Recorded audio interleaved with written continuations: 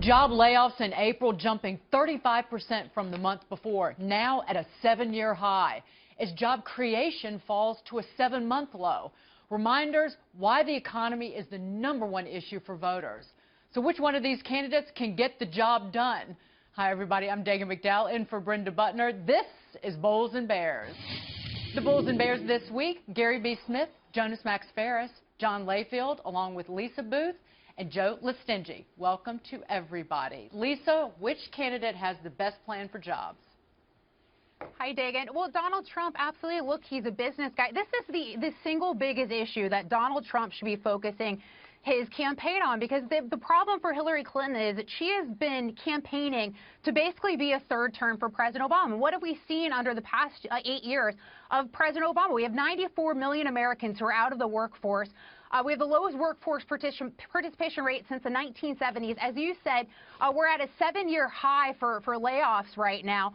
So these are some of the results of President Obama's policies. You have small businesses that are having to pay $11,000 per employee for federal regulatory costs. So the economy is going to be Donald Trump's single biggest issue that he should be focusing on. Joe, you have a businessman running against, well, Hillary Clinton. Mm-hmm.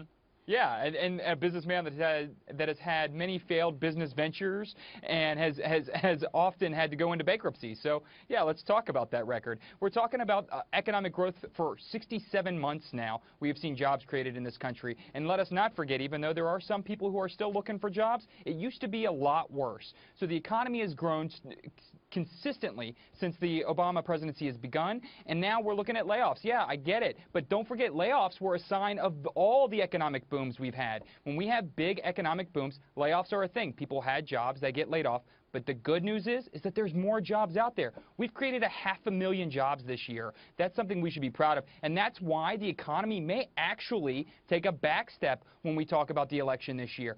Are you better off than you were 4 years ago? And for most Americans, the answer is yes. It's not 4 years. It's been more than 7, Gary B. And this economy has not grown faster than 3% in that 7-year period. I know you've done the work. Who's a better job creator, Hillary Clinton or Donald Trump?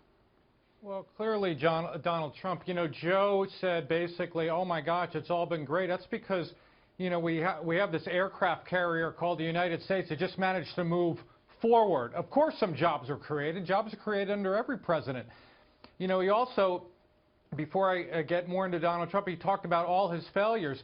But what he doesn't say is Donald Trump created a heck of a lot of jobs, a lot more jobs than Hillary Clinton has created. But look, the Tax Foundation, unbiased group, has run through the numbers of all the candidates and now has winnowed down to Bernie Sanders, Hillary Clinton, of course, and Donald Trump. And look, they had Donald Trump coming in to answer the question specifically, creating about 5.6 million jobs. How many jobs under Hillary Clinton? 0. In fact, losing 300,000 jobs. Why is that? Because Hillary Clinton wants to do things like have an alternative minimum tax on $1 million earners.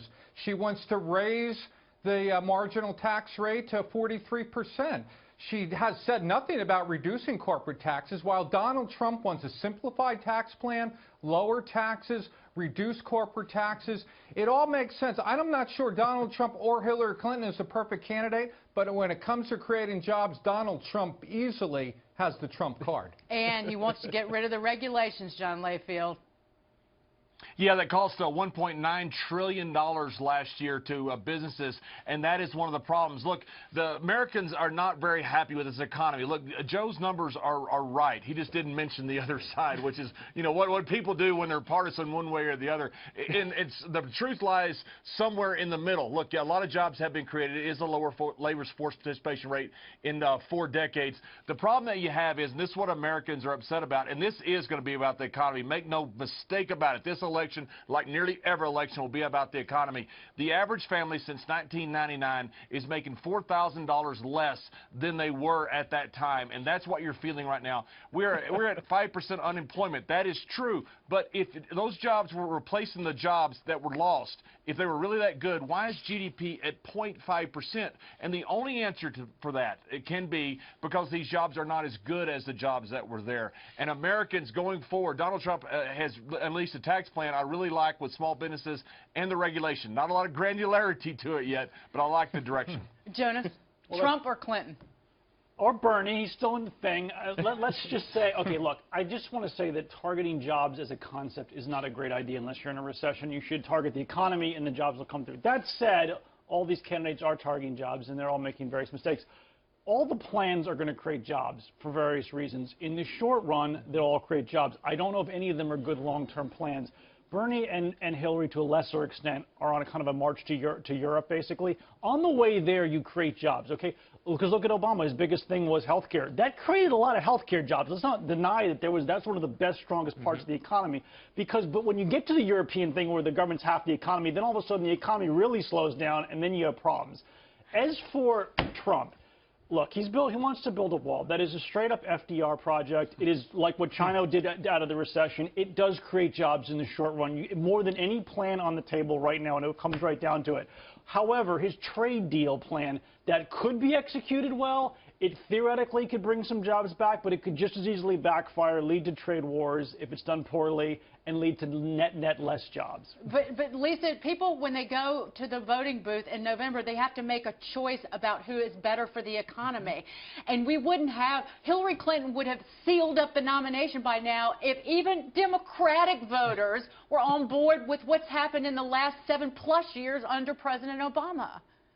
Right, and Dagan, I think that's the important point here, is it's how do voters feel? And the reality is you're talking about millions of Americans who haven't seen an increase in pay, and as John pointed out earlier, have actually seen a decrease in pay, and that is a big problem for someone like Hillary Clinton, who's essentially campaigning to be President Obama's third term. And when you look at exit polling, one of her biggest struggles is not only the dishonesty, but it comes down to the question of, does this candidate care about me? And voters do not believe that she does care about them. This is the same problem that Mitt Romney had as well. And Joe, I'll bring up her husband, former President Bill Clinton, was campaigning and actually kind of joking about the Wall Street jobs that had been destroyed. I mean, they might need those people and their money if she doesn't win in November. I think she's going to be just fine in November. And we've got to remember, yes, there is economic growth, and it may not be as strong as robust as we want it to be, but that's the way we lead to a bubble. This has been steady growth. People have more jobs today. There are more jobs today than there were 8 years ago, and there have not been enough pressure on wages to rise because unemployment was so high. I could replace you as a worker with someone else out there who wanted a job. Now that we're at 5%, which is virtual unemployment, when we look at the history of this nation, wages are going to start to follow. This is why, as Democrats, we're talking about things outside of the jobs. We're talking about education, educating the next workforce for our kids. We're talking about raising the minimum wage to make sure that these people who are working these jobs have more money in their pockets, and they're also paid for their productivity, which is 2 times what it used to be. Gary B, these guys have got to focus on all of it out there that affects the economy. It's much larger than just jobs because they're being created. But small businesses and medium-sized businesses employ 70 to 75% of the people in this country, Gary B. And smaller business owners are more worried about regulation now than they were when President Obama took office. That is one of the critical job creators, is getting rid of all those rules that have been imposed in the last 7 years. Exactly, Dagan. 2 points. One, I love Joe's spin. So now our anemic, pathetic growth is actually a good thing because we prevented a bubble. All right, I give him props for that. I've never heard that argument, but okay. Now, to your point, Dagan, you're absolutely right. In fact, there is a direct correlation between government growth and percentage increase in the GDP. You know what the correlation is? It's negative.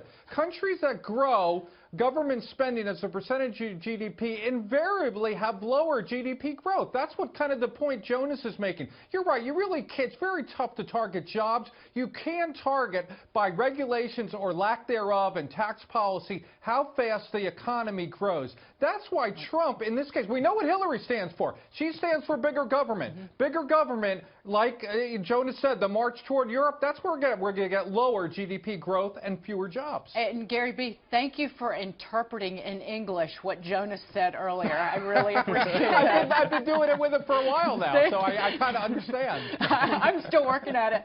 Thank you so much, guys.